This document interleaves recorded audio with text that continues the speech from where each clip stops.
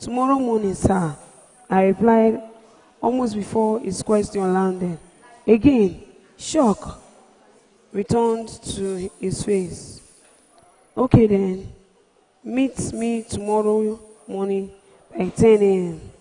It was too late to go to the bank by the time our meeting ended that day. The next morning, I went to withdraw 50,000 naira and went for the 10 a.m. appointment. The man has left a message. The man has left a message that I should be ushered into his office as soon as I arrived. Get him coffee and some biscuits, he said to his staff as soon as I settled down. He began to treat me like a special guest.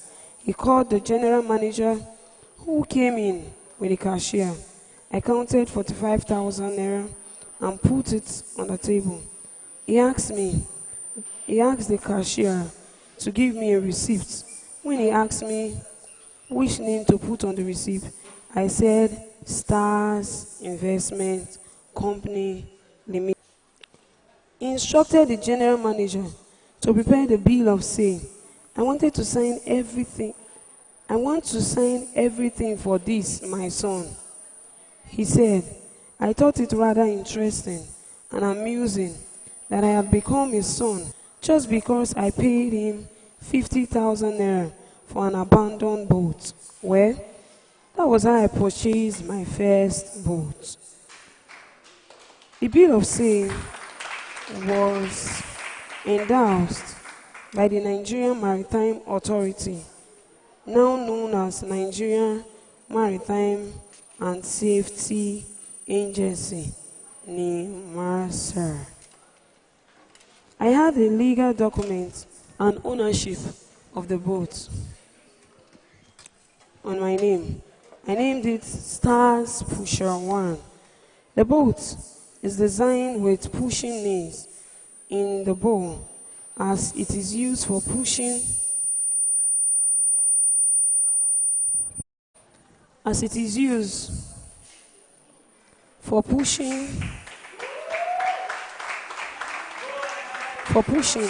and towing barges and similar craft within the creeks.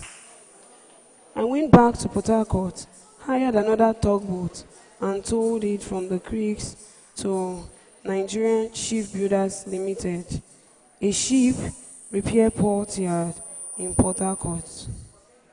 Then, I got my team and spent a better part of 120,000 naira to bring the boat back to life. The excitement of owning that boat is impossible to describe. Thank you very much. I'll be taking a short break now. Thank you very much.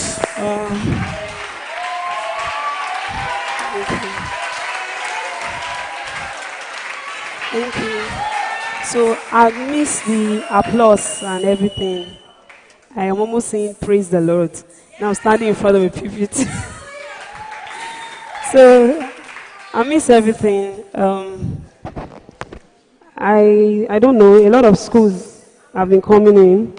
So I want to ask, apart from this being reading for the whole Guinness thing, we actually have a purpose why we are doing this. We are not just coming to read because we want to do a Guinness attempt.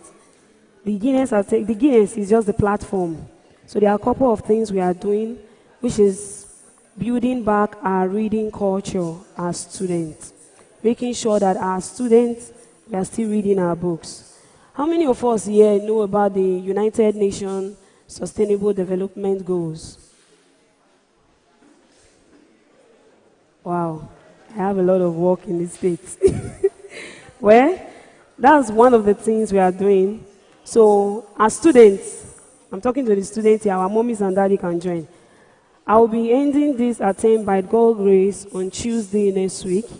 I want you all to go and research about the United Nations Sustainable Development Goals.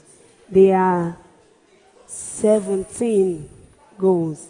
And I am very, very particular about Goal 4, which talk about quality education, Goal 5, gender equality, Goal 8, which talk about decent works, growth. And goal 13, talk about climate action. Then goal 14, life below water. Now, as youths and as students, by now, if we don't know about the sustainable development goals, it means that we don't know that when you don't dispose of your plastic, your waste properly, you are actually affecting animals in the water. By the time rain falls down and that flushes to the water, most animals, they get choked up. Imagine a nylon in the face of a fish. Can the fish breathe?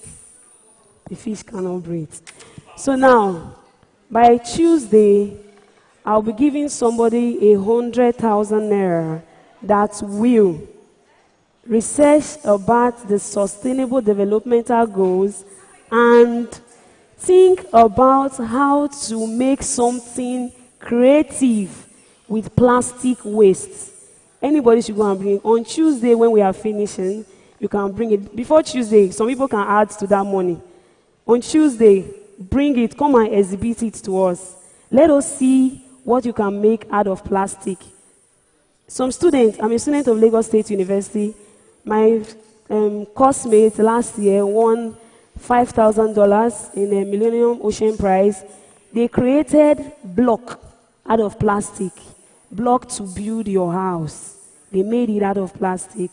So as students, I want you to go and research. It could be anything. There are a lot of things. A lot of us have phone. Let's use our phones positively.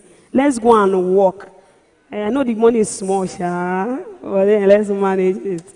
So by Tuesday, I'll be giving somebody 100,000 naira that will bring something creative out of this plastic waste you are seeing as you are going home. That is one.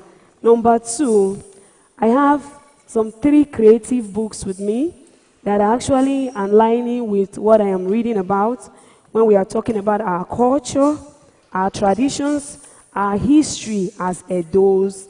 A lot of us young ones now, I'm saying us because I'm part of it, we are forgetting about our stories. So, my team will be setting questions out of these 3 books. The winner is going to go home with 200,000 next week, Tuesday. So I'm awarding a total of 300,000 naira by Tuesday next week. We are students, let us go home. I'm reading for 200 hours, Abby. You guys should go and read for how many days and come and answer questions. So thank you very much. These are the books. They are very simple. The first one is Not Always Easy, My Voyage from Obscurity by Greg Ogbefun.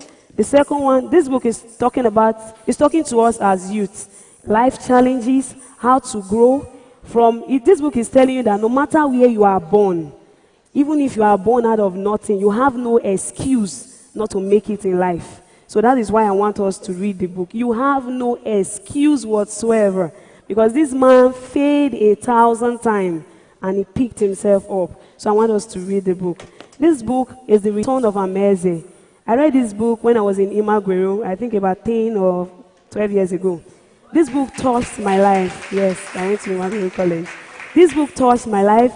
It's talking about human trafficking, how to say no to irregular migration. It is good to japa, do it the right way. So we are going to read this book. Questions are going to come out from here. The last of this book is From Birth to Death, a Benin Cultural Voyage. It is written by the EAC of Benin, Sam O.U. Igbe. So we are going to read this book. It's talking about the histories of Benin, our Benin stories, our obas, our pasts that have been forgotten. So this week, we are going to remember everything. This is the Ministry of Education. Mrs. Precious. Mrs. Precious. Okay, she's here. Don't worry. If you need to buy the book, you want to win 200,000, you should be able to buy the book you want to read so that you can win it. Thank you very, very much.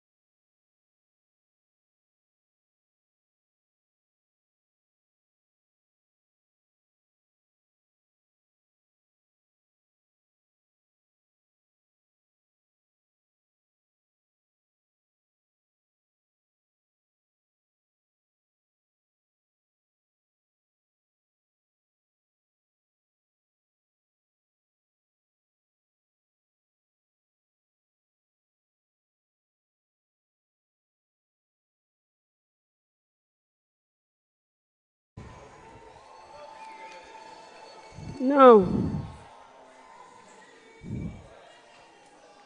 the my first ship.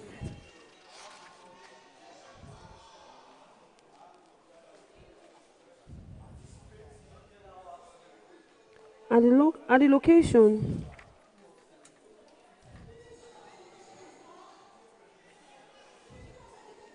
the deal. Okay. The risk in the towage, was that anything could happen to the plugs on the ship.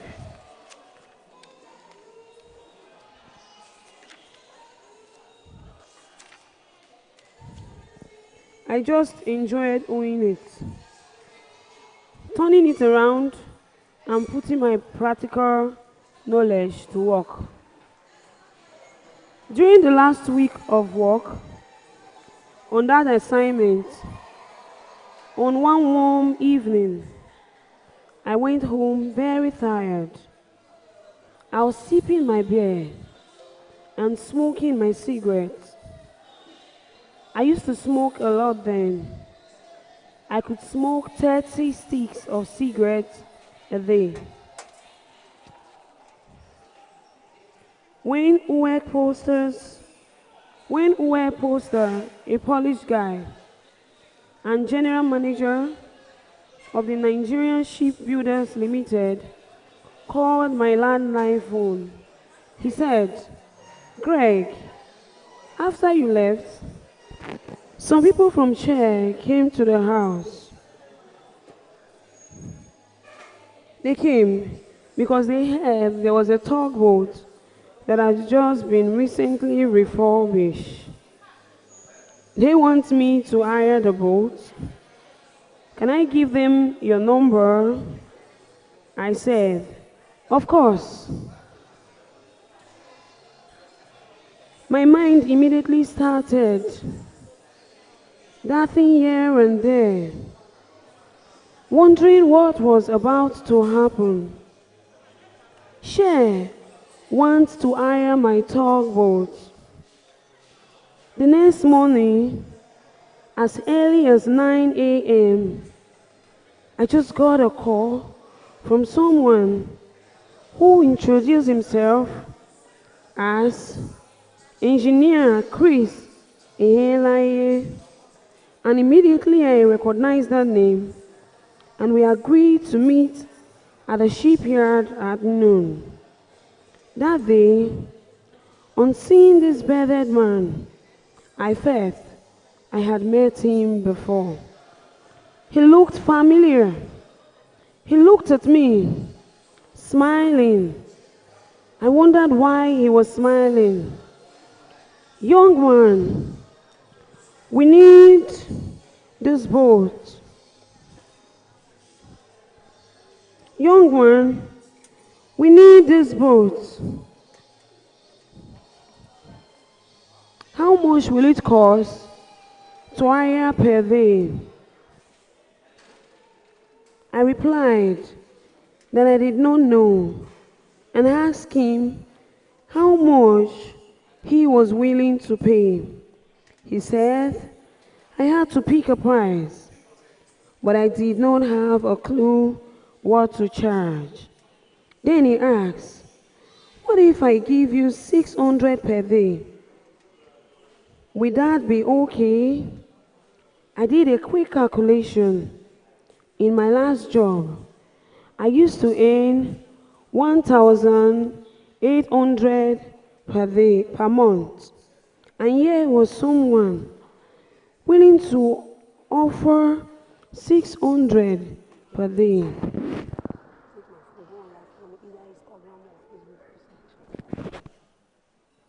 Per day. That means 18,000 per month. I tried hard not to express my excitement when I said to him, "That's okay, we have a deal." I mobilized my crew and we took the boat on sea trials. Share eventually gave me a 6-month contract for that job. You can calculate How much that came to? I was on cloud nine. It was during the contracting process that Engineer Chris Elaye reminded me of who he was, the only black man on the panel of 7 who handled my final panel's interview as a potential share scholar in Lagos. That deal we shared spurred me on. I began to look for more tugboats to buy and refurbish. After about a month, I took a picture of the refurbished boat to Lagos to show Chief Mumuni, whom with time have become like a father to me. I said, "Sir, look at what that tugboat has become now." He asked, "What is it doing?" I said, "I was working for share." "Share?" he exclaimed.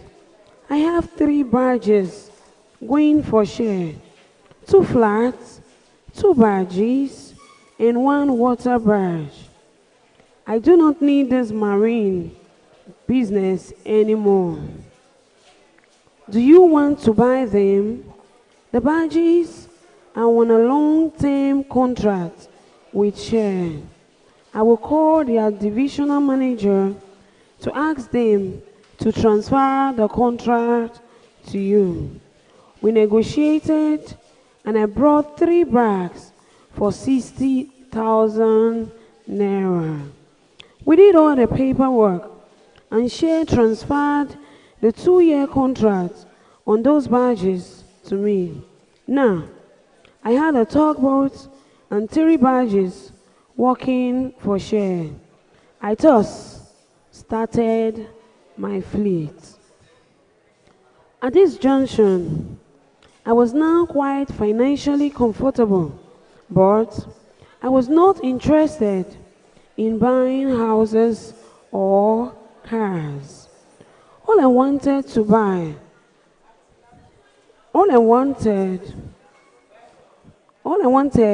was to buy more boats to grow the fleet. I enjoyed seeing people employed, and I desired to inculcate the human resource development standard that I saw at shares into my business standard. My crew wore uniforms and were well paid.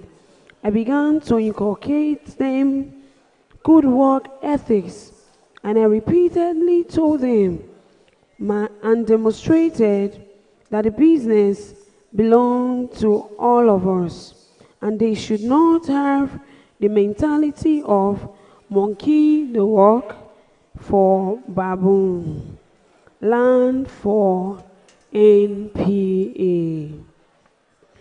As the fleet began to grow, it became obvious that I needed to have a proper operational base. I applied for a waterfront space, and I was given a 21-year lease so I could carry out the maintenance and repair of my boat in my own premises. So, MPA gave me a piece of land on the waterfront reclamation road, Port Harcourt. That became an operational base, so I built a porter cabin office there, well furnished to accommodate all the staff.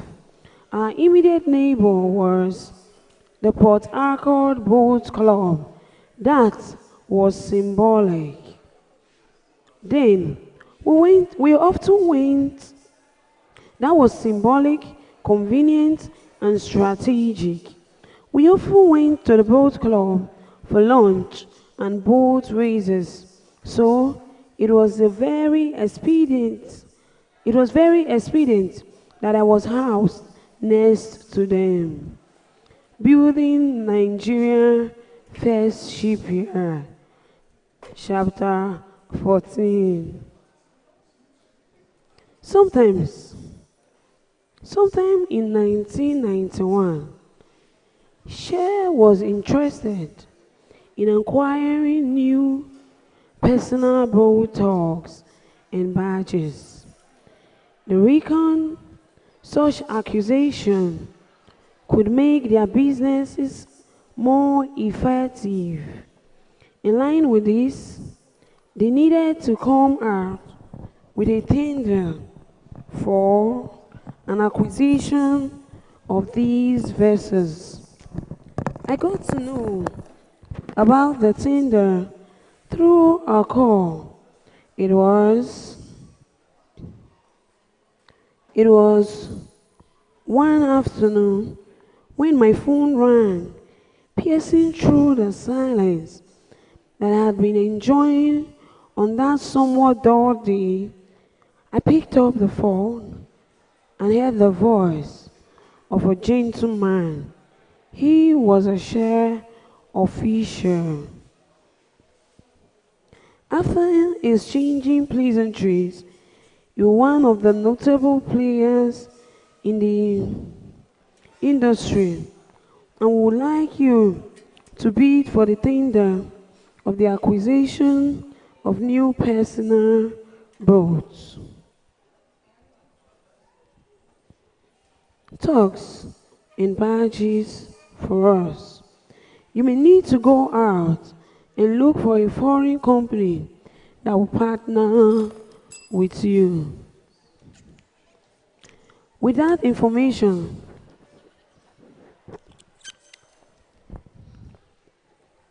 I took off to Benin shipyard in Holland, a globally respectable Dutch company with a strong maritime heritage that started as a family business. I had found out that Dame built tugs for shares, so it seems they were the perfect organization to approach once I was ready. I should return to them to sort out details and themes. Meanwhile, they said they had just bought a catamaran crew boat from Brazil, which they wanted to sell. They gave me the specification of the boat, but I never gave it much thought at that time. A few weeks later, after I returned to Nigeria, I remembered the catamaran crew boat. I had a peculiar characteristics of navigating shallow waters and a passenger carrying capacity 95 while walking with movie on and off. I had realized that they had a peculiar problem. The water at their terminal in Kwa Ibo was very shallow, so boats could not come in. They had no jetties. Most of their crew changes, they were by helicopter.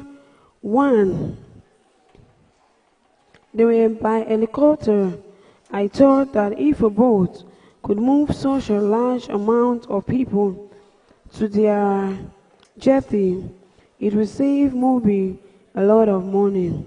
It was like a eureka moment. I knew I had hit on something. I headed to school to see Mr. Harriet Adams, who had become my friend since the empty tumor jobs. I shared my thoughts on the problem Moby had and told him about my proposed solution. and that Demi was looking for a valuable buyer.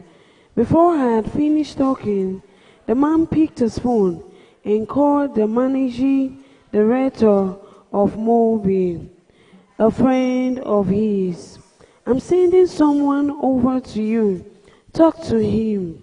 Make it happen, he said to the man over the phone.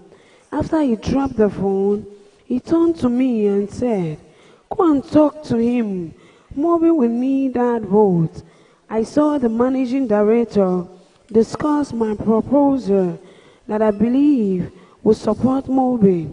He brought into the idea, and I soon headed to Eket, where the Mobi officials told me that like the idea of the boat, he needed to inspect it. So they called their people in Holland to do the inspection.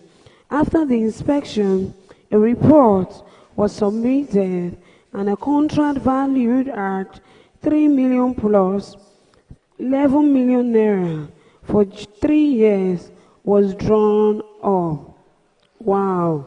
If I got that, 3 million naira plus 11 million naira for 3 years, it would be a major breakthrough, I thought. The next thing was where to find the money to buy the catamaran crew boat. I started looking for a bank. Mr. Harriet Adams introduced me to one of the relatively new banks in 1992. They said they could fund it if I bought 10% of the asking price.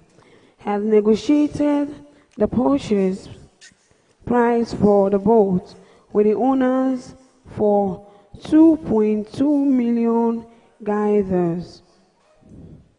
10% of the required fund was a lot for me because that would be 220,000 guilders. Guilders was the Dutch currency at that time. There was no way I was going to raise the money, except, of course, I found a way to convert my assets into cash.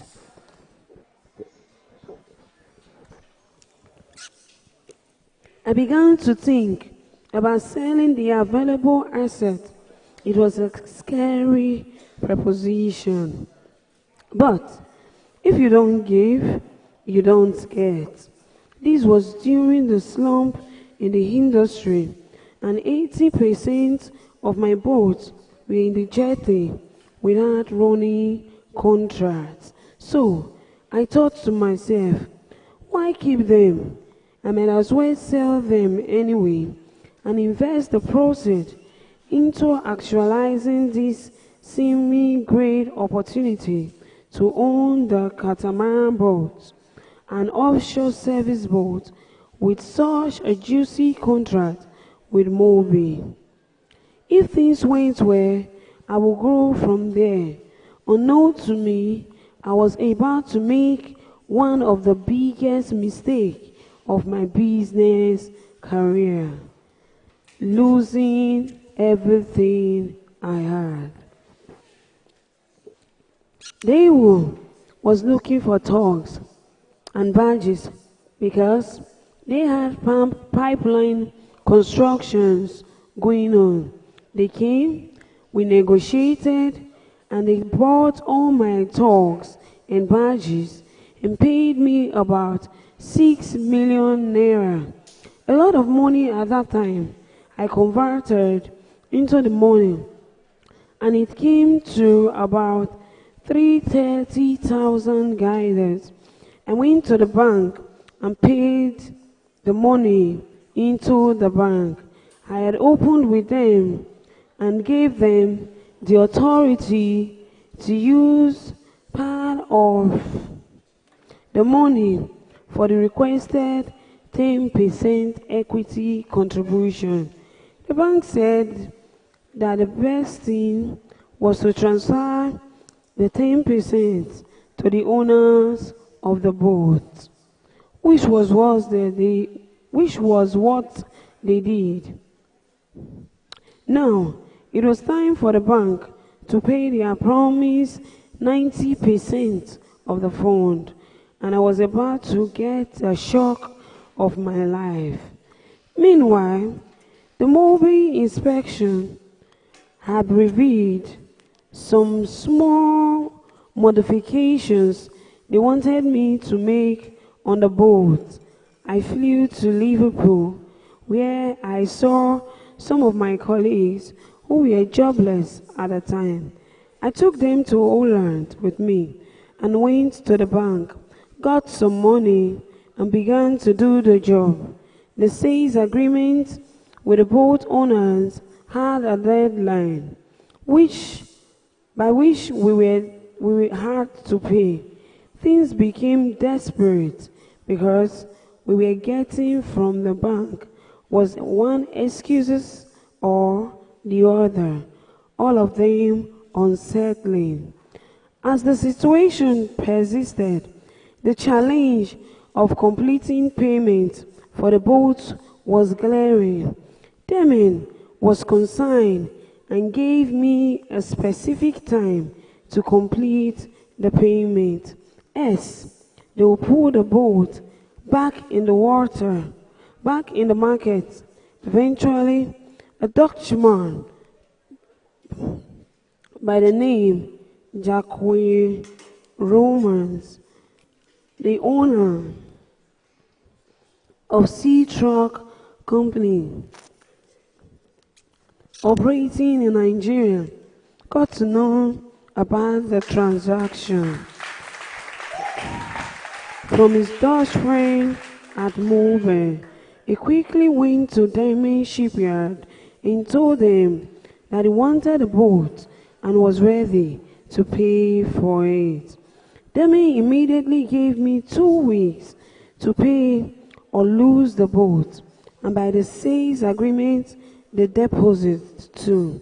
When I heard this, I ran to Jack Romans and told him I was struggling to pay for the boat. I showed him the contract with Mobile and asked that we both execute it in partnership. He disagreed and asked me to transfer the deal to him, and he would pay me off with $70,000. I said no. I could not transfer such a contract opportunity. Eventually, we went to arbitration. Meanwhile, the bank stayed away, so the arbitration was between Jack Roman's company and my company. I went to London with my lawyer, Dr. Omogbai Omoegbon, and the arbitration ruled that by the time of sale, I had to forfeit the boat and the deposit. That was how I got cleaned out. I lost everything. The boat and the deposit, my boat, my money, the contract, everything. I was shattered. It was as if my world has ended. I was back to zero, even lower than zero. Otherwise, I had kept the mobile officials updated on happenings. So when Jacqueline Romans went to Mobile and said that he had the boat and wanted the contract, he was told Mobile would never engage that boat as long as I was not the arrowhead. But that did not change my state. I had no capital, no assets, nothing. It was a traumatic period. Then, I remember the trance experience I had just before that period, and I prayed, God, now I know what you meant when you said you will empty me, but you also said you will rescue me and start with me all over again. I was depressed and stayed all time indoor. My wife Christy encouraged me a lot, but that did little in changing my situation. The shipyard idea. Somehow, I managed to survive with Christy standing in the place of prayers for me. It was that most difficult period, sometime in 1994, that I began to ponder on my next move, and I kept asking myself, what next? It occurred to me that every time I went to do a survey offshore on ship working for the oil and gas company, and the ship had an underwater problem that need docking, and even for 1 or 2 days, it will have to go to Abidjan, Cote d'Ivoire, Douala, Cameroon, or sometimes to Wawis Bay in Namibia. So, a 2-day repair job could take 12 days due to sailing time, to and fro. And from the shipyard in these foreign countries, it occurred to me that if we could put a facility here in Nigeria, people would even pay a premium to use it for the repair of their ship. I had to ponder seriously on the idea of building a shipyard. Can you imagine not having a kobo in your bank account, yet you are thinking of building a shipyard?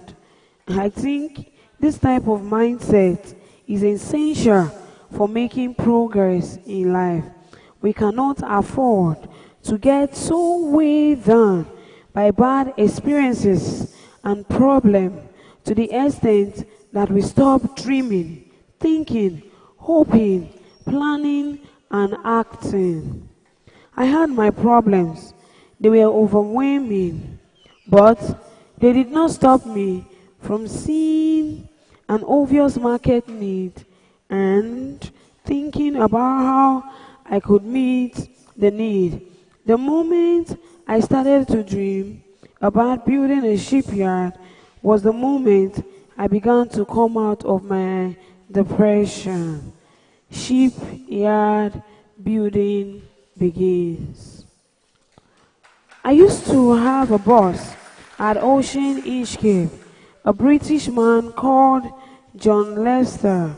Sadly, he died in 2019. I worked with him as the acting technical manager when the person in the position died of heart attack. Remember, it was my acting in that capacity that led me to the company wanting to take me to London for 2 years and bring me back as general manager. Well, John Lester and I became very good friends. He had retired as World Operation Director for Ocean Inchcape and had been in charge of all operations issues for the company, including dry docking and repairing of ships. I called John up and shared my thoughts about building a shipyard in Nigeria with him. John thought about it for a short while, and said, Nigeria has been its biggest problem when it came to ship repairing. Back in his old days at Ocean Inchcape, due to the absence of a shipyard, he thought my idea was bold and brilliant. That was all the encouragement I needed. Soon, after I got on a plane and headed to London. Like I hinted earlier, I had reserved some fund there, money paid to me for survey service rendered to the classification society, which I had no access to from Nigeria. John Lester made sure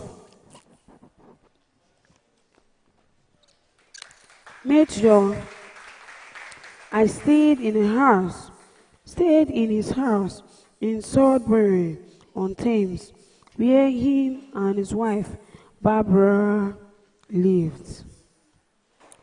He gave me a room, set up an office for me, and we began to develop the concept of a shipyard. We made tremendous progress in developing a workable plan. I was grateful to John Bamber.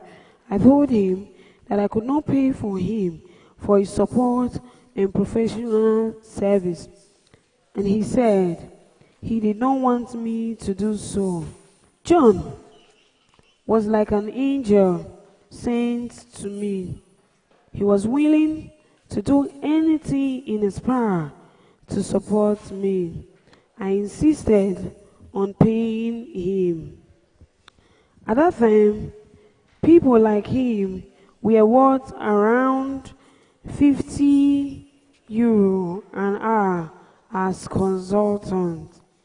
But after arguing, he finally agreed that I could pay him €10 per day, but I wanted it in cash. If the planned company became a reality, he wanted to be a shareholder, and his accrued entitlement would be his equity. I thought that was a fantastic idea, so I opened a record book and began to record his interventions, raising funds for the shipyard. That was how we developed the shipyard plan to a point where I began to look for funds. Our plan included a floating dock, and that meant we needed a lot of money. I returned to Nigeria, desperate to find the money required to build the desired shipyard.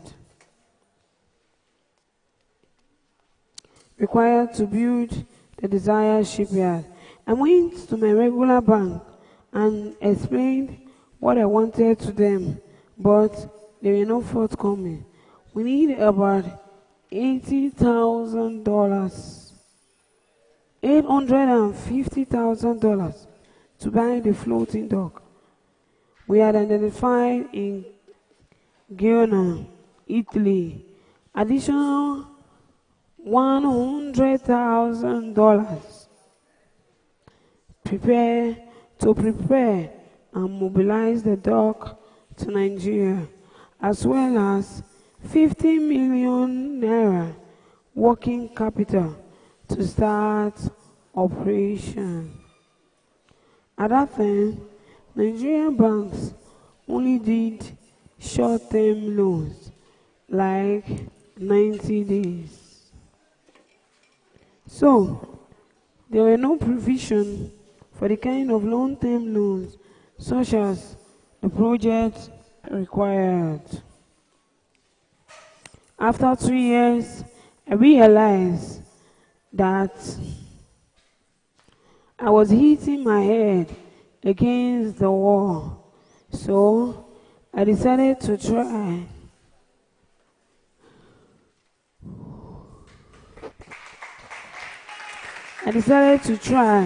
The international finance industry. As I said, I had some pounds in my UK account. So I left my office.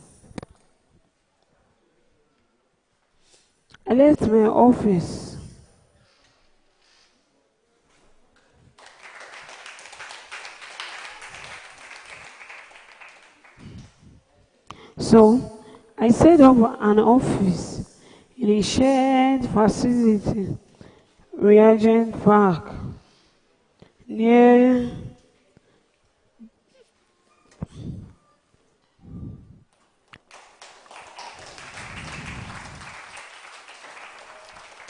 So I set up an office in a shared facility, Regent Park, near Baker Street in London. I thought the idea of having a London address would help in would help in elevating our status and raising funds. At the same time, Nigerian reputation was not helping my cause.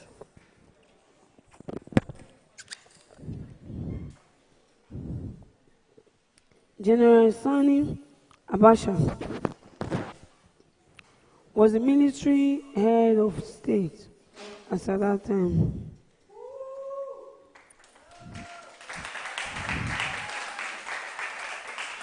And the country was seen as a higher risk place to invest. I thought that using a company address would solve things better. Still, it was not easy finding funds, so I shut down office in London and returned to Nigeria. After a few months of thinking about next move, I remembered my friends and mentor, Mr. Adam, headed to Lagos to see him. I headed to Lagos to see him.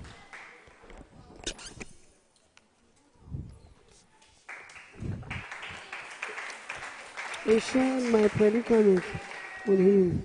Meanwhile, I had registered another company called Stars Marine and Engineering Limited. The vehicle for Stars Shipyard, separate from Stars Investment Company and Engineering Limited, which owned, managed, and operated ship.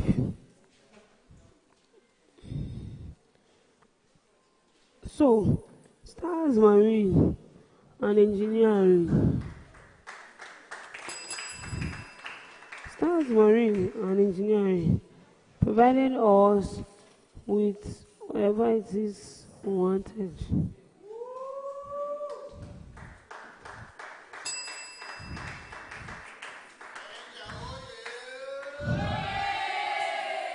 And when Harriet Adams was unceremoniously retired from service,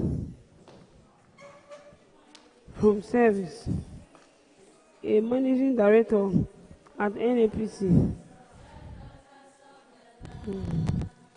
a managing director at NAPC, a managing director at NNPC. A few years earlier, I had gone to him at home to show solidarity with his and his predicament. As a struggling friend of his, I had much to show this solidarity. I told him that the company that I had offered him has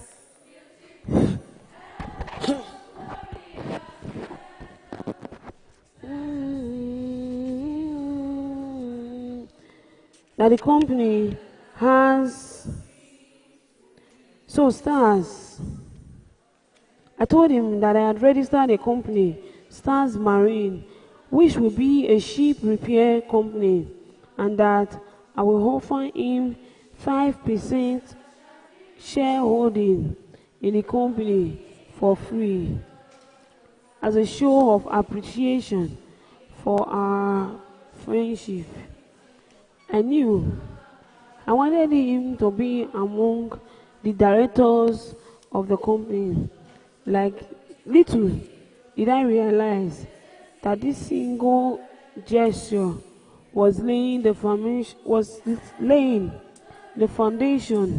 for the key role Mr. Adam was to play in the actualization of the now renowned Stars shipments. I narrated my OD in progressing the development of my shipyard with Mr. Adam due to the challenge of raising funds. Was a fantastic gentleman with an extremely brilliant mind. He said, since you are looking for about $1 million for this very important, brilliant initiative, I will sow $20 and I'll bring some friends who will sow a seed of $20,000.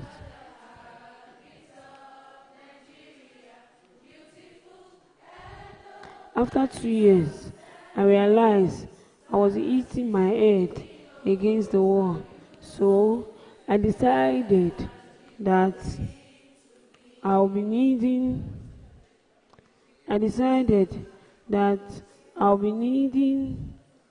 more.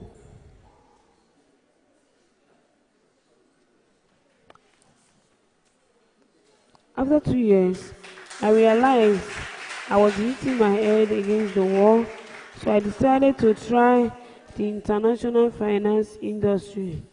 As I said, I had some pounds in my UK account, so I tried to set up my money.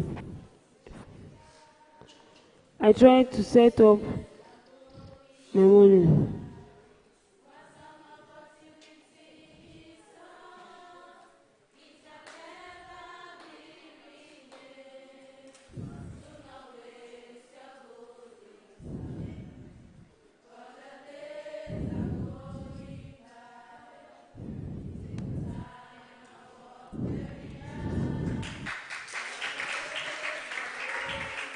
That was how I will sow a seed.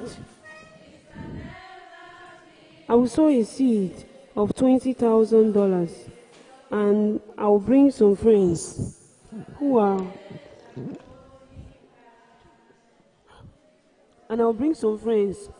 not money bag but technocrats who can understand the importance of this initiative. I was flabbergasted.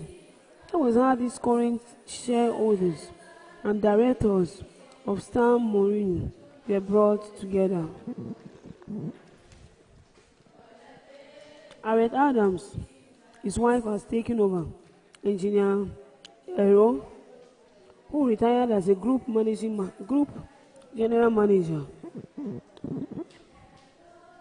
of NAPIMS. Mr. Egbert Imomo, retired deputy managing director, Shell Petroleum Limited.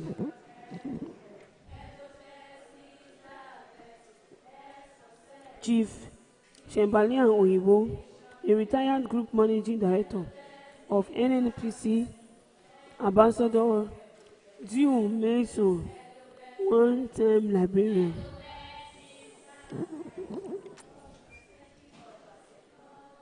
Ambassador to Nigeria, and now a businessman. Mr. Jim Orile,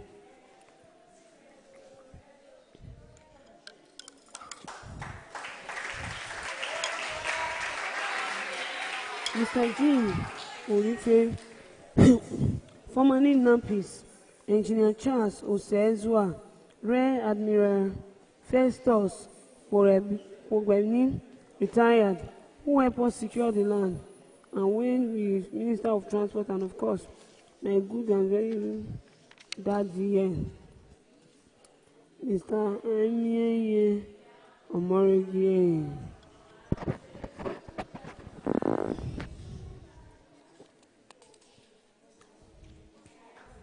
With these directors, we are able to raise the money we require. John Lester and I went. John Lester and I men left that and went to the build mode for the boat. Navy was abandoned. After buying the floating dock, we needed to dry dock it and prepare it.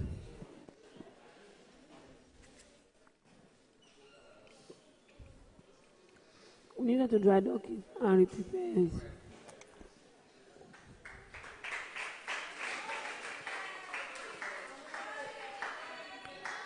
And prepare her for the voyage to Nigeria. The dog was about 2 years old and had not taken any job. I came back to Nigeria, employed a couple of young hands.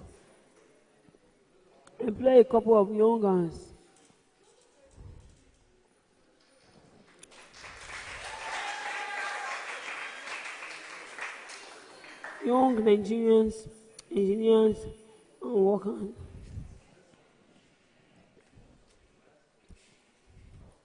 And went to Italy to do the dry docking to bring her back to speed. I funded the aspect of the project in my savings from London.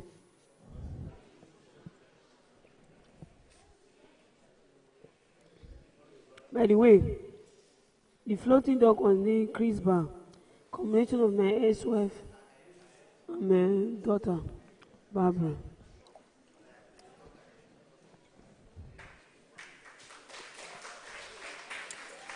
Space to operate Chief Yard. The next challenge was to find a waterfront.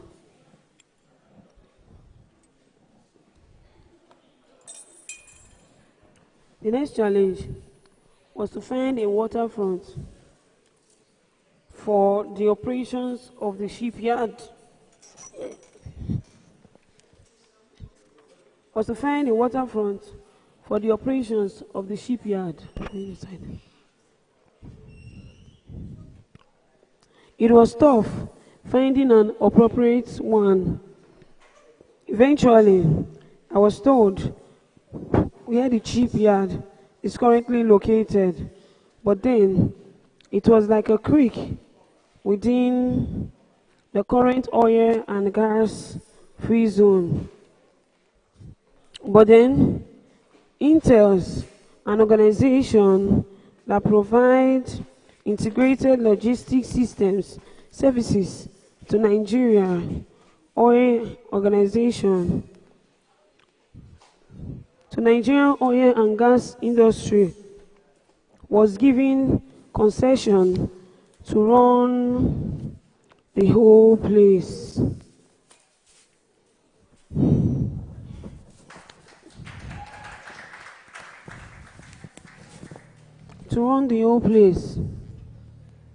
And the report would be very favorable if you were less in their space. They charge highly and change terms at their convenience. Fortunately, I found a place that did not fall within their territory. I went to the Nigerian Port Authority and they confirmed that the place we found was available. I had initially gone to Intel's thinking the place was within their concession area. One silly Italian capital by name, Massini, looked me in the eye and said, this area is not for Nigerians. I matched him star from star and asked him, a space in my country is not for Nigerians. This is my country. You cannot tell me This is my country. You cannot tell me what space is or not for in Nigeria. I walked out of his office angrily. I walked out I walked out of his office angrily and went to meet the local manager of the NPA and overall the judgment or Lord for the both of us. So I explained what I told him, and I told him I was sorry, but I just wanted to apologize to him. And I told him I was sorry, but I just wanted to apologize to him. He showed me the overall look of the place.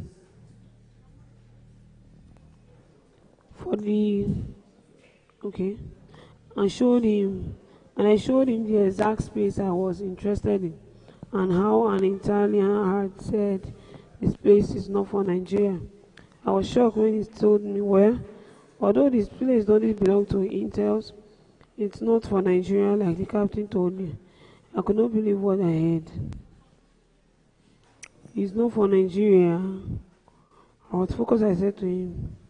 I was furious, and I said to him, I'm going to show you this country the way it ought to look like. The way you need to look at it from all of our perspective. That incident woke me to certain reality about how Nigeria is being run.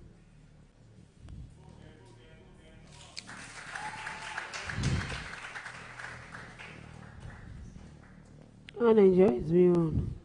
I thought they were realizing money.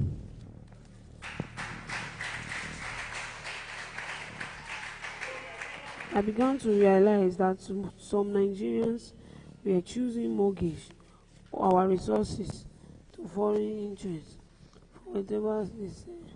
If I was going to be successful, I was going to have to go over there and everything. No. You carry one, you can't. You carry. So 1, 2, 3, 4, 5, 6, 7, 8. That's about 16 or 20.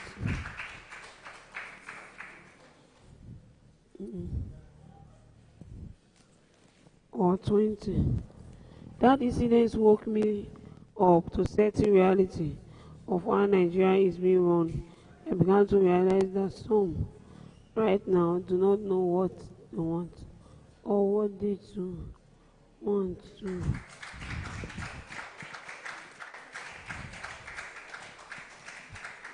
But then I reported what happened to him and he was laughing.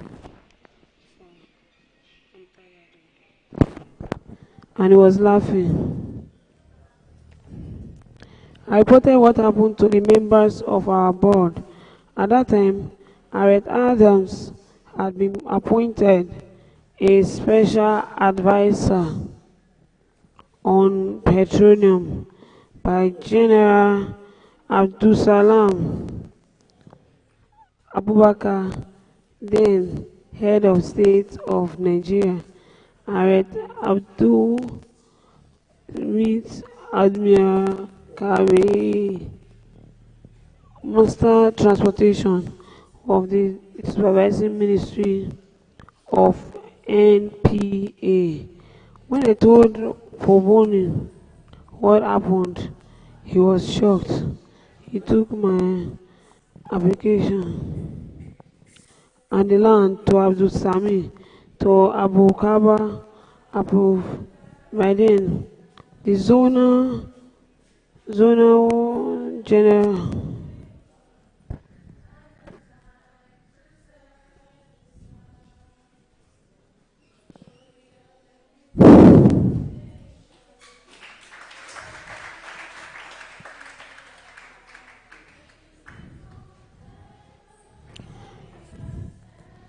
The Zonal General, Eastern Port NPA, had been promoted to the position of Managing Director NPA. Poboni sent a directive to him to convey the head of state approval for the lease of the land to Stars Marine.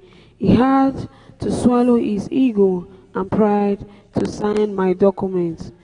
The next day, he called me and said, "Greg, you are a tough man. Today, we are both good friends." Moving the dock.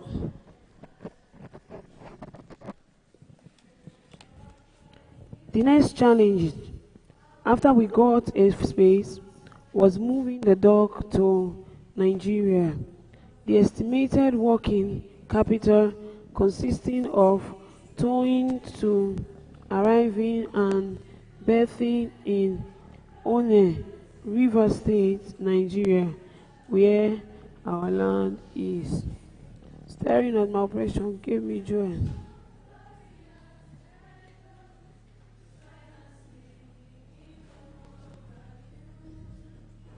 I had been talking about a floating dock for 3 to 5 years. Maybe one we need to have to purchase is our dream, at times audaciously. If God has given you a vision, you have to be ready, patient, persistent, and you have to keep your eye on the ball. Encounter all sorts of discouragement. I do not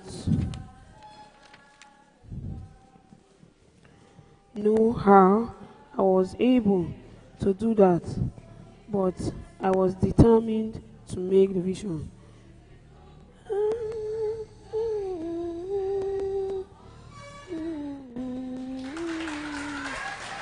Reality, because I could see the effects of doing so.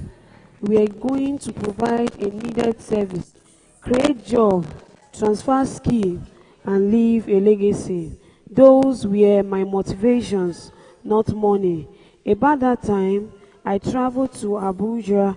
Typically, I went to the capital city once in a while to get government license and solicit clients.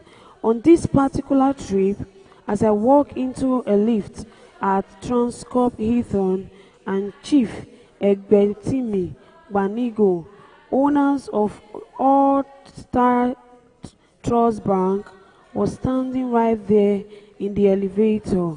We exchanged greetings and I told him how I had been going round bank looking for a 50 million loan to bring in my floating dock and commerce operation. Chief Banigo seemed interested in my pitch and encouraged me to keep talking. From the elevator, we went to this executive room where I kept describing the business and its prospects to him. He said he has a yacht and could also not find a place where his yacht could be dry docked, fixed, and cleaned up. He asked, "How much did you say you were looking for again?" 50 million naira, sir. I said, "Okay, let's see how we can help you." It was hard containing my excitement as he wrote and gave me a note to the managing director of this bank, Mr. Duarte Iyabi. I was over the moon as I left Chief Banigo office that auspicious day. When I met Mr. Iyabi, I told him my story again and he was fascinated. He passed me on one of their executive directors named Lawson, who was in charge of the credit. Lawson got his team to begin to package the facility for me. At a point in time, the bank requested to inspect the floating dock in Italy, so an official, Mr. Onwe Abrat, traveled with 2 of my team and me. We spent about 2 weeks in Italy. When we returned to Nigeria, was linkage assurance. It was a cost difference. Nevertheless, something in my spirit said no to their proposal. I said to them, let me go to my broker in London to run a check on your insurance company to be sure they understand the business. They know what's involved and they can actually step in. They agreed, and I headed to London, only to discover that the name of the insurance was London, only to discover that the name of the insurance company was not even listed in the registered insurance company. It was a stunning discovery. I went back to the bank and reported my discovery to them. I said, if anything happened, these people do not have what it takes to step in. Please, let us play safe. We shouldn't use your recommended insurance company. But the bank refused.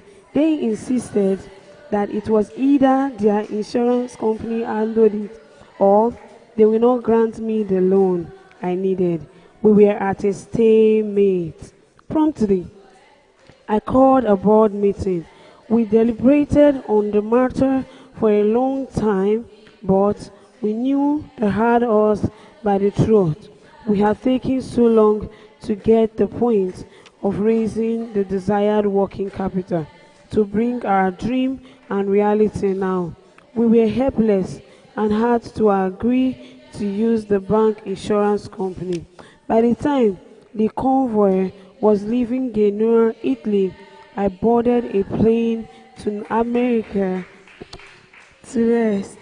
So we were helpless and they had to agree to we were helpless and had to agree to use the bank insurance company. By the time the convoy was leaving Gonia, Italy, boarded a plane to America to relax for a week. I felt I had time because it would take about 3 or 4 weeks for the convoy to arrive in Nigeria. I got to the USA on a Saturday, and on Tuesday, my consultant in London called me. We had to get a consulate on London to manage the voyage. He said something has happened. A floating dock was sinking in the main deck of the dock during the towage, and water flooded the floating dock and it was sinking into the sea. But the tug that we shattered to tow the floating dock was a quite powerful one. It held it in a position and was going round in circles waiting for rescue. After my consultant told me this, I jumped up, grabbed a few clothes, packed a bag, and headed to the airport to board the plane back to London to get the details, and then off I went to the linkage assurance office in Lagos to explain what was going to them. By international rule of maritime insurance, it's an incident such as this. The underwriter will immediately contact their agent nearest to the scene and the incidents to command salvage and rescue operation, and that they would pay for it. Whatever damage had happened when the convoy got to Nigeria, was it not their responsibility to contact the salvage company and divers and get to where the problem was?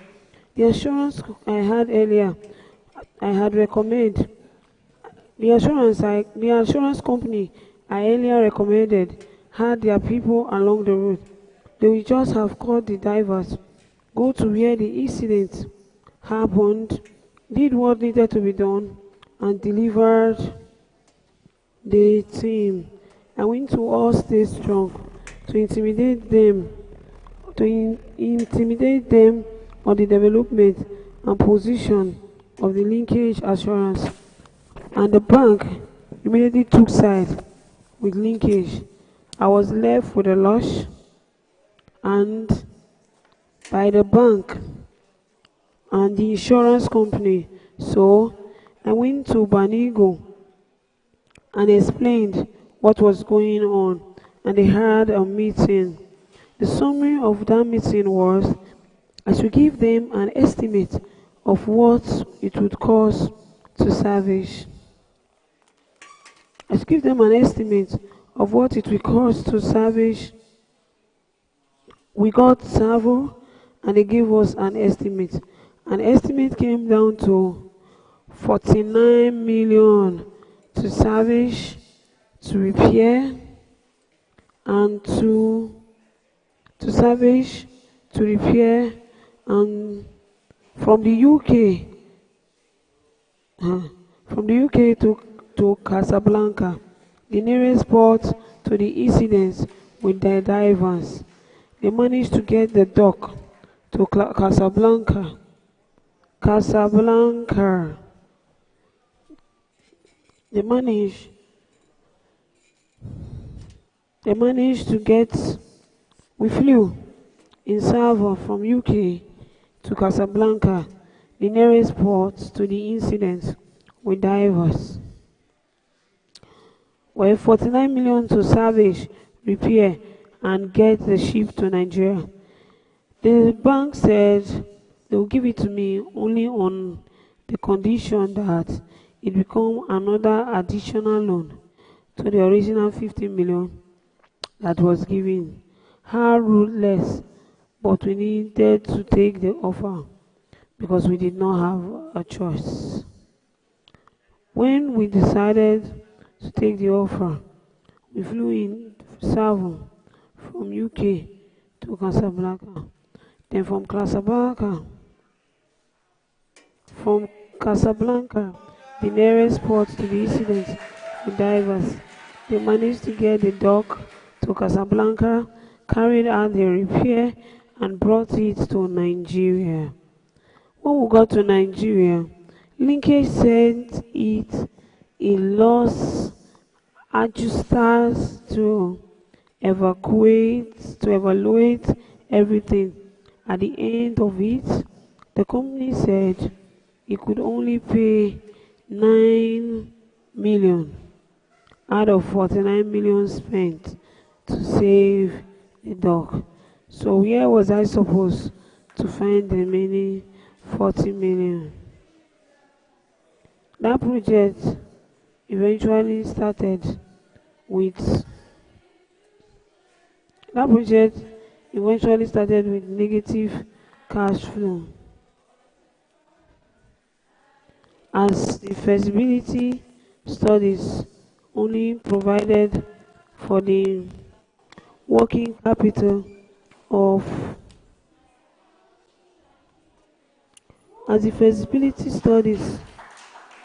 only provided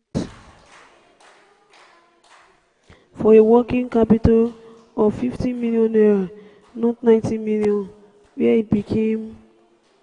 which it became. That was April 2000. We have domiciled all receivable in the bank. The process was that if they were a ship owner, if you brought your ship, if you brought your ship to our shipyard for docking and repair, you would have to pay 70% of the quoted and agreed cost for the job before your ship can be taken to be docked. The money, of course, is paid into our account with the bank, and from it we pay for the work done and the client's vessel. But the bank insisted that they will use the money they paid to amortize our debt. This meant we would be left with nothing to execute the job. When I raised this observation, the bank asked me to borrow money from them again to execute each project. It was a nasty and terrible experience. A first client and more. Getting a customer is the first instance was a problem because ship owners then were foreigners who did not trust our capacity to deliver. They believe nothing good could come from Nigerian-run company. I told my people not to worry and that the shipyard is a mechanic shop. Then the mechanic sits on a toolbox in his workshop, watching car go to and fro, knowing that knowing watching cars go to and fro, knowing that one car will have a breakdown sooner or later and would have no choice but to come for help. A mechanic never chases people about, asking them to come and repair their cars. One day, I got a call from one of my foreign friends who worked for another shipping company. He said that he had lost a propeller on a tugboat and that he needed my help. So, I felt that my doc would take care of the problem and that I told him to bring the ship for checkup. When he brought the ship, we assessed it and told him we could fix it in 48 hours.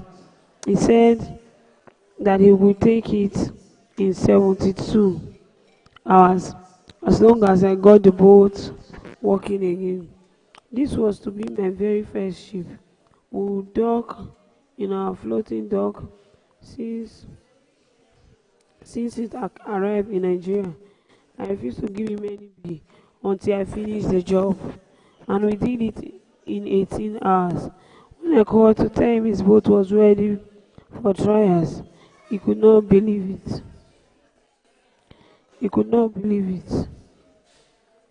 But then we told him, and he came for the boat.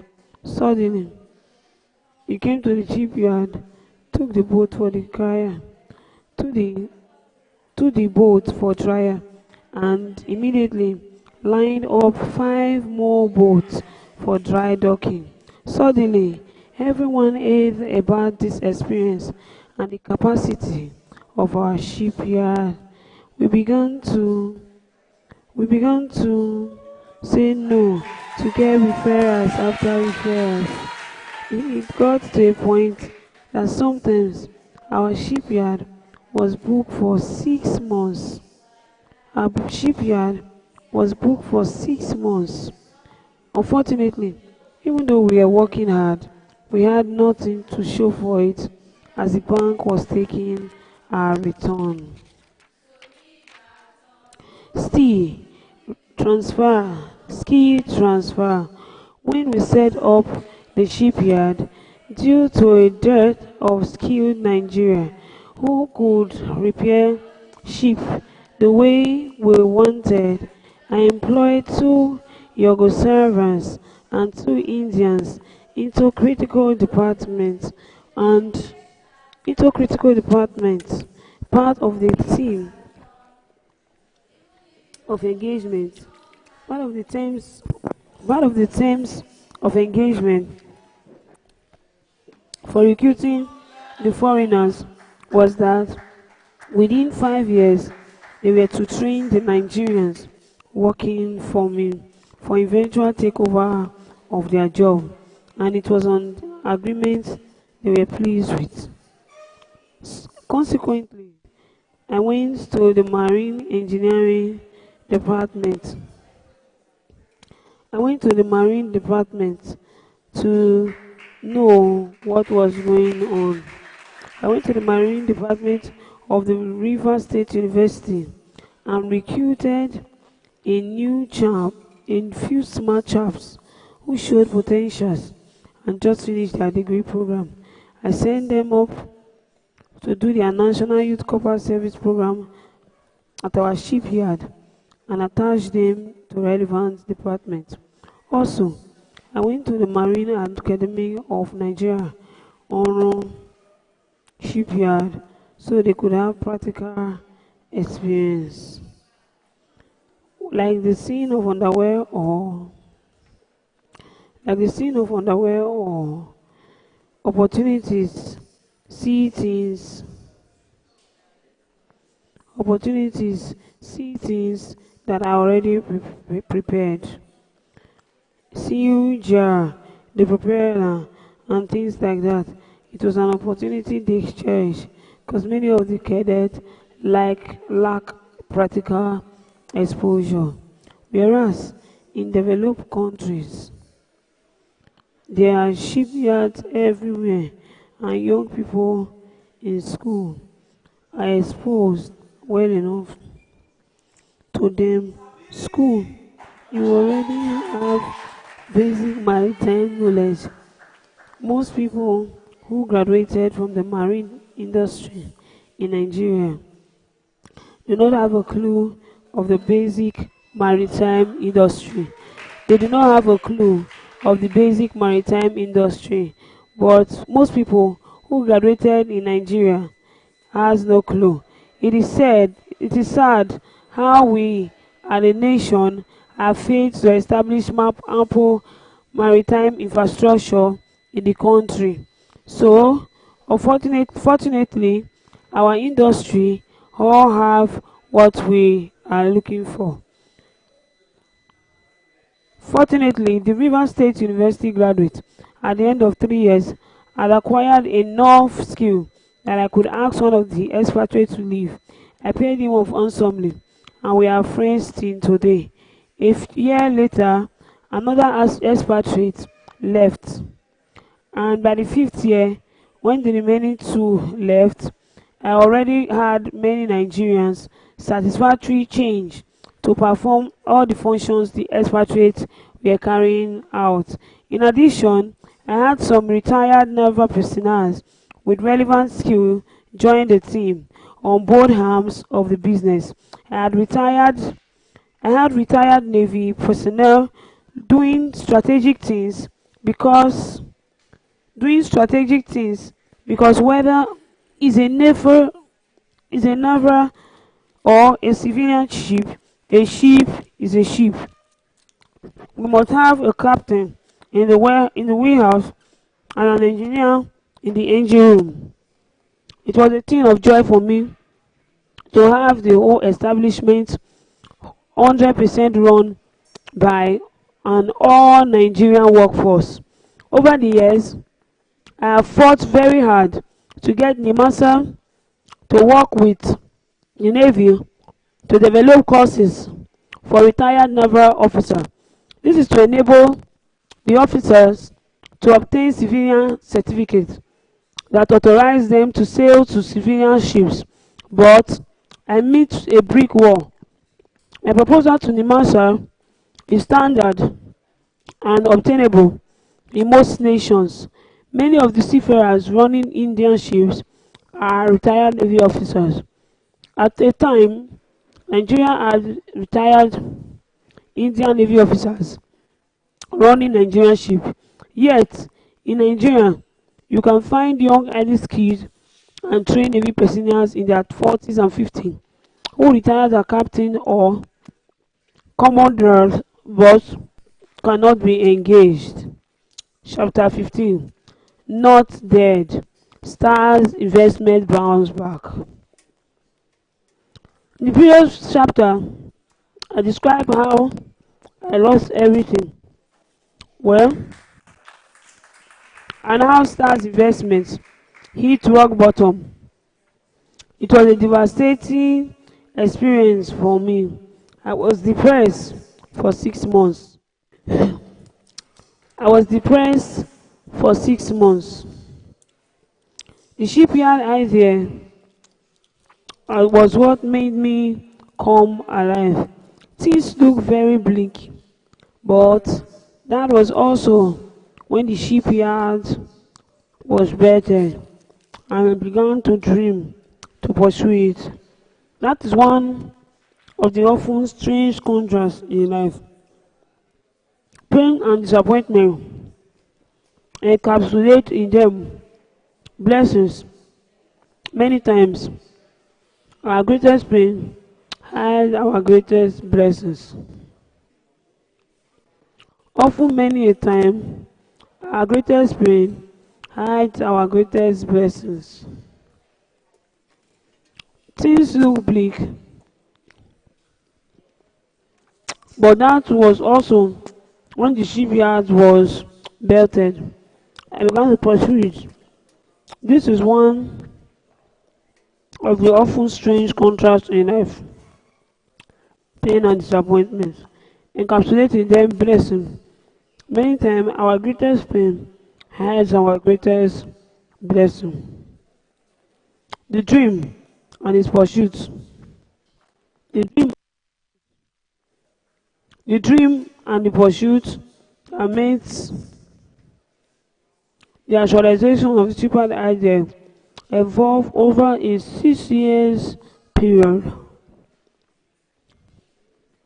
That meant Stars Marine was growing, while Stars Investment, which had been hit hard by the bad experience and losing all my assets, was comatose.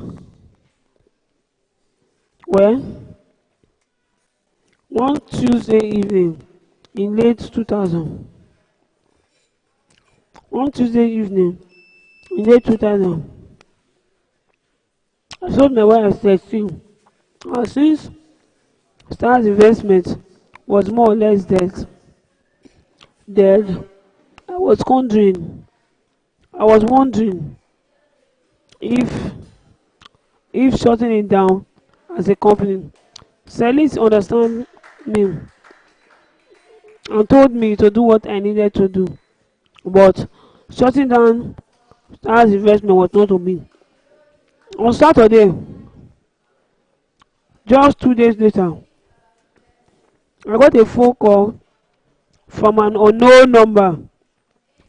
The caller introduced himself as a of Napins, one of the subsidiaries of NNPC, and requested to see me. When we met, he said, "You do not know me. You have never met me. But I sat in the evaluation committee and attest the bid for your contract. However, some people are trying to subserve it and trying to make it seem that it's due to some, and I thought I should let you know."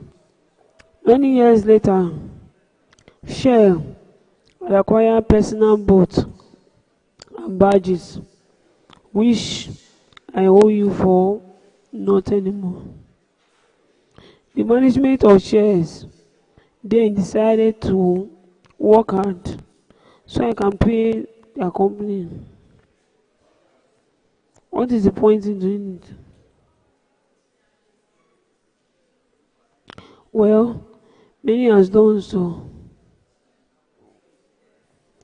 The main management team of Shares are me, my management, and the technicals.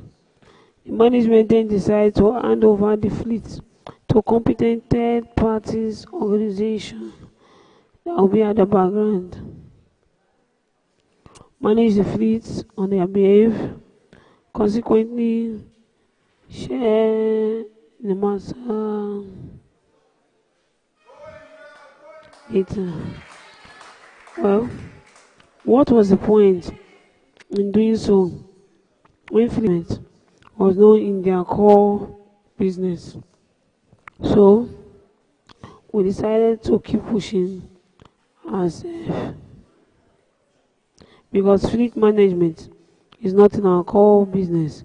Consequently, Share requested for tender to be given. Was this which tender are they preparing? I had learned the decision and what to do. Then I had mentioned that we still need to know what we are doing. So, as it were, we moved and we kept going to where we are going to. Then it was under this Nimasa area that we stood back to it. Consequently, Share requested for tender to that end. It was putting students from here. By the way, which is represented by NAPIS, a subsidiary NNPC in such joint venture. When IOC issues contract, they issues it well. When IOC issues contract at the NAPIS must participate in a tendered evaluation and sign name for reference purpose. It's good. I was sitting in front and I heard everything. Me knowing that I am business minded in a way because I want to go into business, but I don't know it. I really want to go into it. I decided that okay, I am going to start my business immediately. No more procrastination, no more postponing. No, I am not going to do that.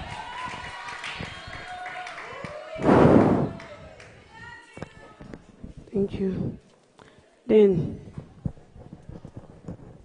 I asked him what he wanted me to do, and he answered nothing.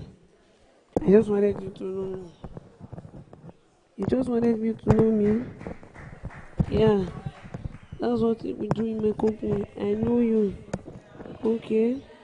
So now you know me. We know you. So we know each other. Are you better now? I just wanted to know. I was deeply grateful and felt favored by God. When I returned home that night, we prayed about it. Invariably, that meant I should not for any reason close down stars on Monday as I planned. How God orchestrates things.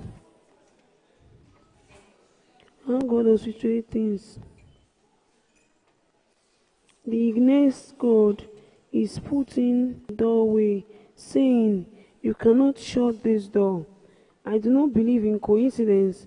I believe God directs one's path in life, but God gives us freedom, and He gives us freedom to make choices.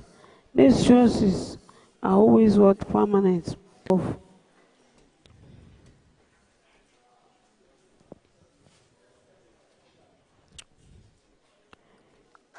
I believe God directs one path in life, but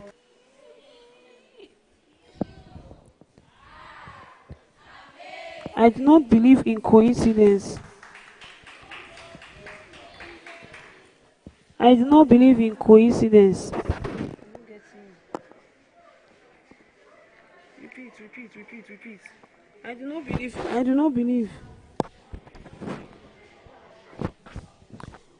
do not believe in coincidence. I believe God directs one path in life, but He gives us the freedom to make choices. Those choices ultimately determine how well we walk our paths. With the belief of insight and the light of what STAR's investment has been able to achieve so far,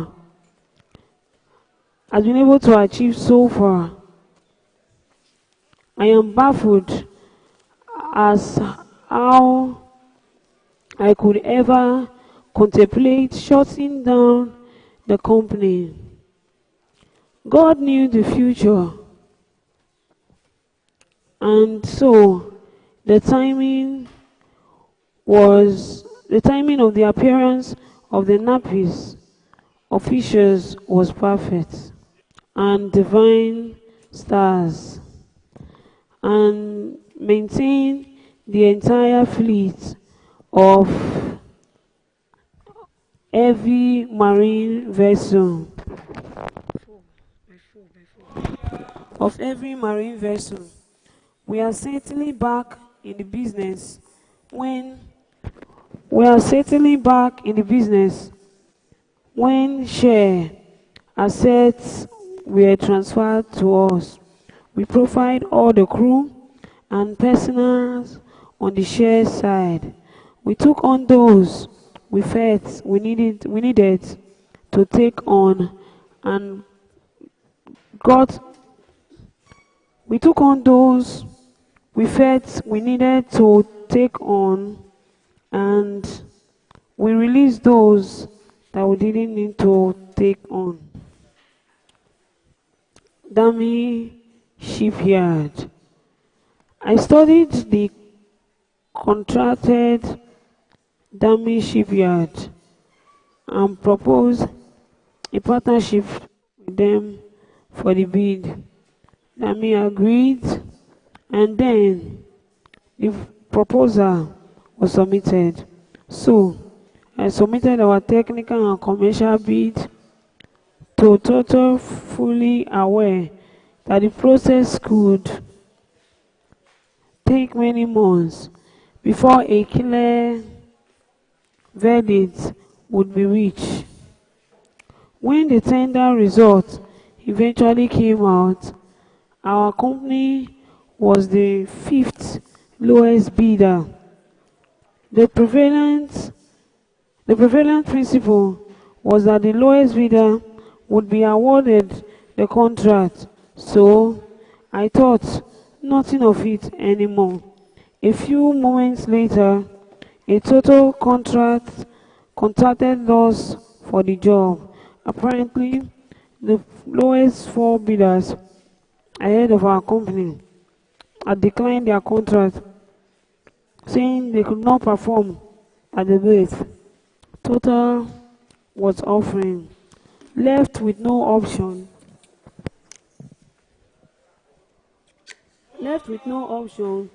Mobil turned to us, the fifth lowest bidders. We had bid $5,900 per day to deliver the job. We approached our bankers, First Bank PSC, and they agreed to stop us before assessing the contract.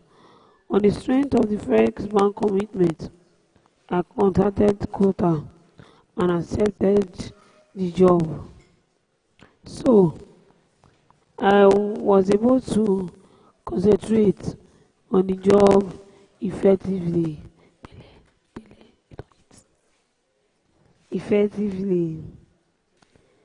Next, left with no option. Now, this particular contract needed approval from the board of NNPC, and I had not gotten approval from NNPC yet. Total passed the contract to the National Petroleum Investment Management Service, NAPID, the arm of NNPC. Under whose jurisdiction it is, which duly processed it.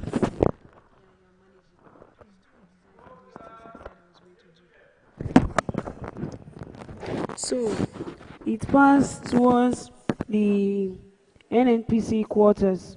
The board of NNPC promptly approved the contract, and NAPIS officially communicated this to the National Oil.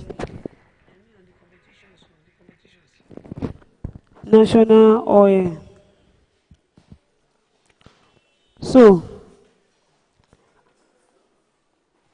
the board of NNPC promptly approved the contract, and NAPIS officially communicated this to the International Oil Company. At this time, there was no Nigerian company providing that class of service for any of the IOC. For any of the IOC in the country. So there was understandably some hesitation. There were understandably some hesitation. Therefore, although the board of NNPC has approved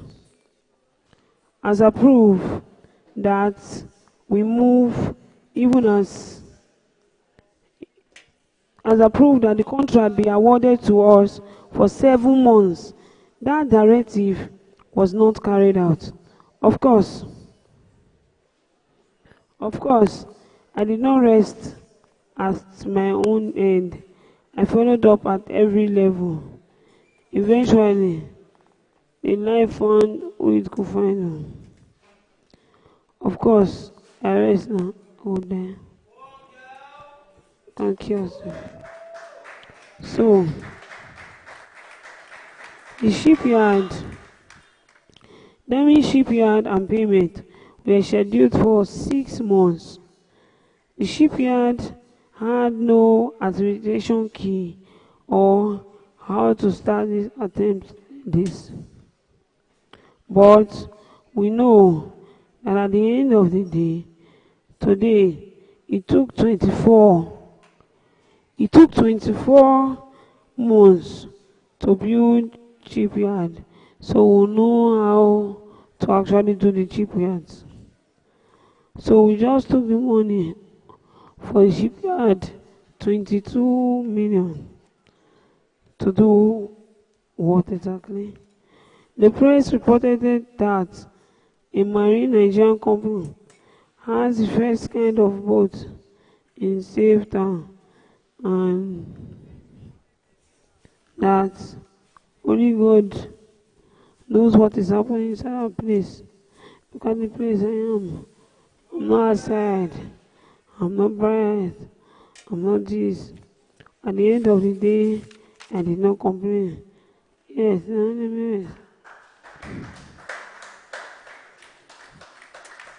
the press reported that a Nigerian company has built a first of its kind boat in Cape Town, and the whole street was shut down for the boat to pass. They said that the boat was 2 miles to the waterfront, and the boat has been launched. An elaborate just the look.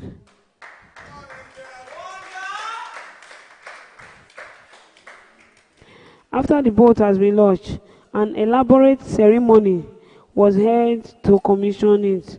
For the commissioning, we moved about 30 people from Nigeria to Cape Town, because it was history. People from Total, Paris, NNPC, NAPIMS, Ministry of Transport, First Bank representative, and others. We had a great celebration in Cape Town.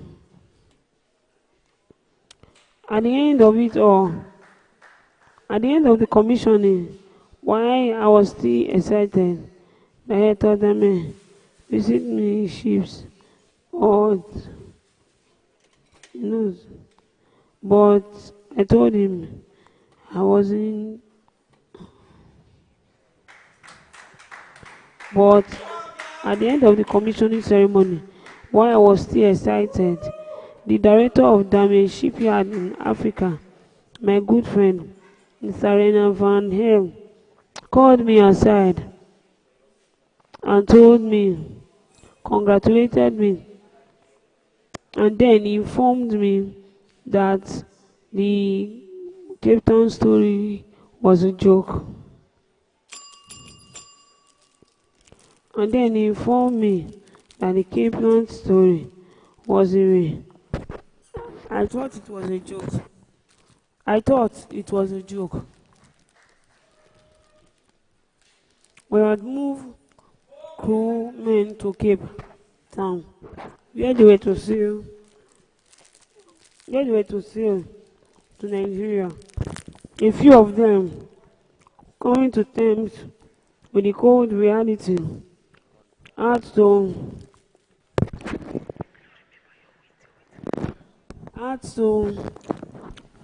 with the cold reality had to move to Cape Town, who were to sail the boat to Nigeria. After a few days of coming to terms with the cold reality, I told some high-level people that came for commissioning. They said, well, we'll find a way to sort it out.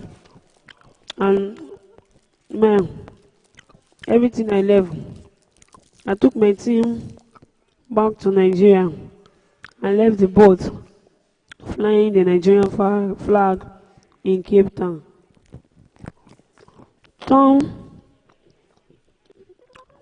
Nigerian flag in Cape Town stranded. Then I began another round of struggle. The bank said there is a downturn in the industry, and the Central Bank of Nigeria had come out with a regulation that loans should not be granted anymore. I knew I was in trouble. So, everywhere I turned was a dead end. Everywhere I turned was a dead end. There was really nothing to be done. It seems there was no hope in sight. But I wrote to the Senate Committee on Transport, the chairman of the committee, then Mr. Chairman of the committee was funded in Cape Town, and the ship was flying the Nigerian flag, and it was first of its kind. Unfortunately, nothing still happened. By hard pressed luck, I once again turned to the bank, yet to no avail.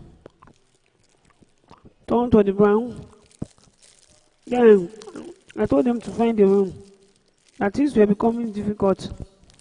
So, how are we going to sort it out? But they, on their part, subsequently refused to listen to me. They had already committed so much money, and because of that, it was difficult for anybody else to step in. Subsequently, even banks. Being hard pressed, even banks decided to call an emergency board meeting over the matter the last week of 2009.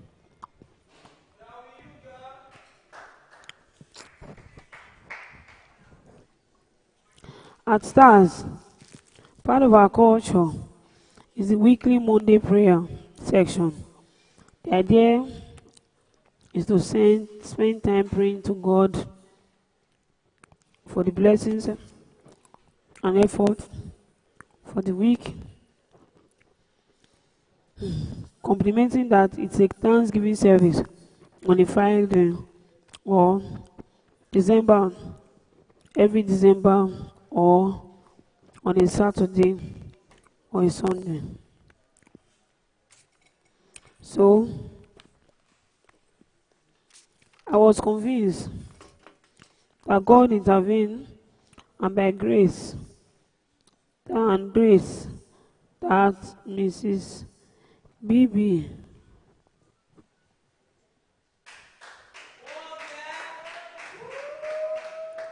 that Mrs. BC Onasayan, the managing director at that time, voted that the bank should go ahead to complete the transaction. That was a very good news for us. Nigeria knew no bond. Nigeria knew no bond. It was a very, very good day. Thursday of the board meeting that I got the news. Nigeria can only be imagined with the wedding. Nigeria can only be imagined.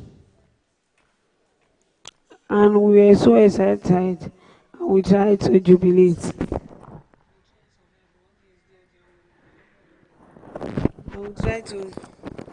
And we tried to jubilate. We were confident we could only sail the boat. The builder gestured that it was solid. Only if the shipyards uses is solid. If he goes to another solid,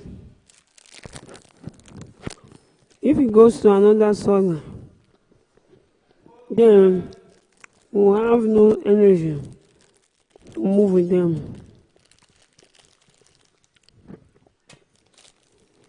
To finalize the movement of Cape Town, everybody suggested that we should use some time of God's crew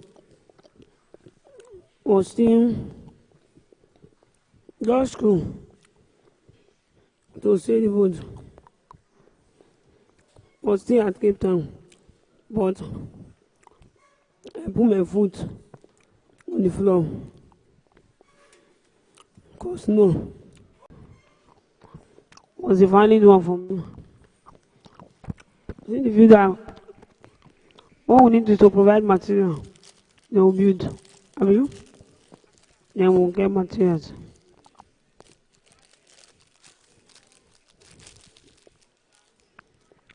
Nevertheless, I told them, what do they need exactly?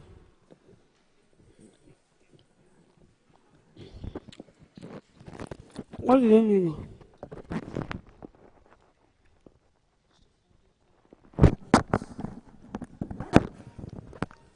Nevertheless, I told them I was ready to take the risk. In the 24 hours, it took me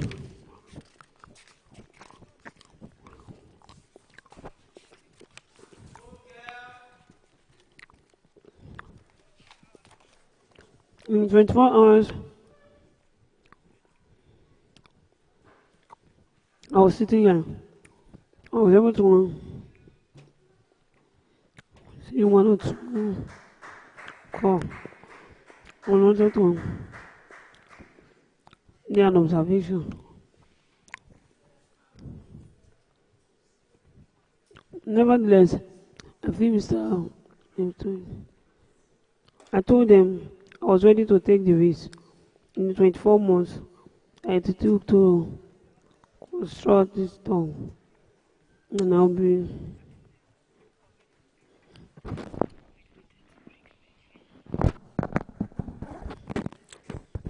I told them I was ready to take the risk in the next 24 months, and it took me to correct the link.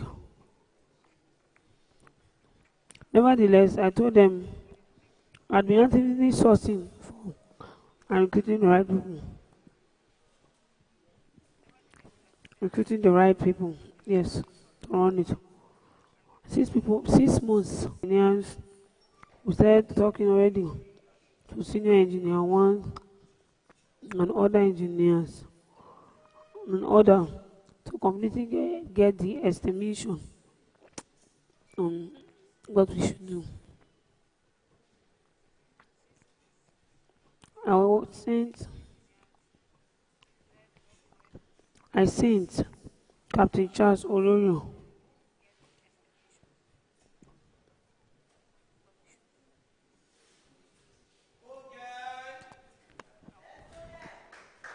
I sent Charles Olorio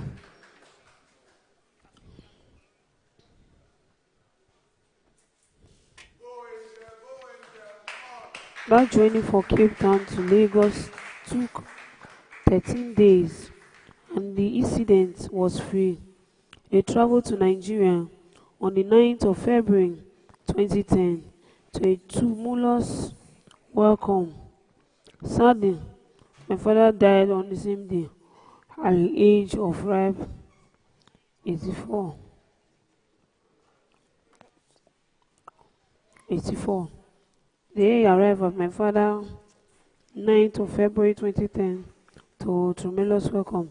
Sadly, my dad was already dead. I have a mixture of fear and sadness when it comes to traveling. I've done some very funny ones. No, peaceful. During the commissioning of Onne River State, we had all the top shots from Total, NNPC, Bank, First Bank, other government agencies, stakeholders, and members of the press in my welcome press address that is taking place in digital. I'll be taking place soon. That will be taking place soon. This is a challenge for me as a person. In my welcome address that will be taking place soon, this is a challenge for me as a person, a challenge for Stars Investments, and a challenge for Nigeria, because this is the first opportunity a Nigerian company is having to operate an offshore woolly cabotage complaint vessel in this field. Acquiring the boat is only a small part of the job. Taking it out to the feed and using it to do the work that the clients want it to do satisfactory. Without accidents and incidents, it's another kettle of fish. I assure you that Stars will give it all it takes to ensure that the client is not disappointed. Privately, I let my team know that all eyes would be on us, and any little mistake will be magnified. So we had to be careful, cautious. The team reassured me that it would work efficiently and be thorough in its business and offshore business. Zero downtime. As we commence and progress on our field operations, the crew performance we regularly commended by the client.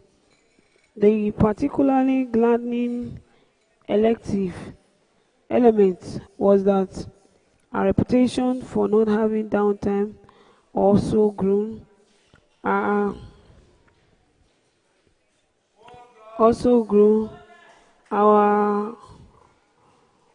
reputation for not having that time grew.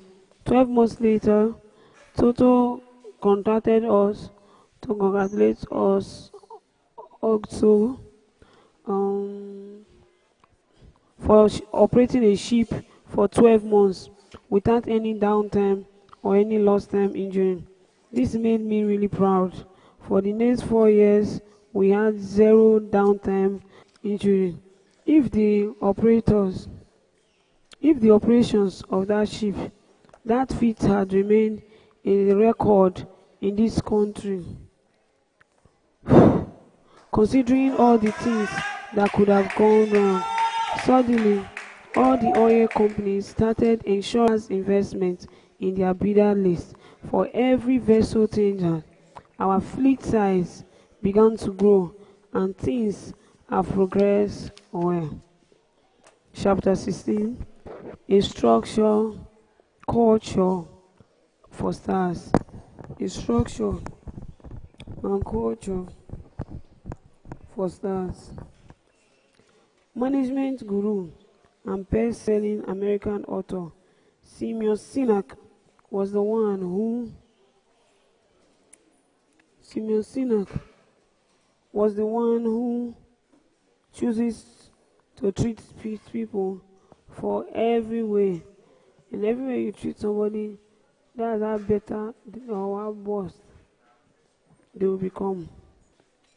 Employees, even when treated like gold as the best, when they want to be bad, they will be bad. So, how many are they organized in their maximum potential? Drive growth in a market, drive growth in a business, or suppress it. I have one sheep, my first sheep. The sheep is still there, putting food on my table to eat. So it's when we are talking, we have to be careful when we are doing the next step. So maximize their potential, drive growth in attention. Every single drive growth in a potential business or suppress it. When I had one sheep, my first sheep, I had a structure comparable to that of a big company. I was a chairman / chief executive. I had a general manager, a technical manager, people playing the shoes, and everybody was doing their part. That was perhaps that was partly due to the fact I had eyes set on winning this contract. My growing my fleet. Often you are not bidding for me. I'm not bidding myself. They offer you. I am not building myself. Often, when you are building for contract from certain organization, it requires you to present your management structure. The thought behind that is to assess your imagination, your creativity. Please don't assess somebody else's creativity and solve for them. I'll be taking a few rest time. Thank you very much. Thank you very much.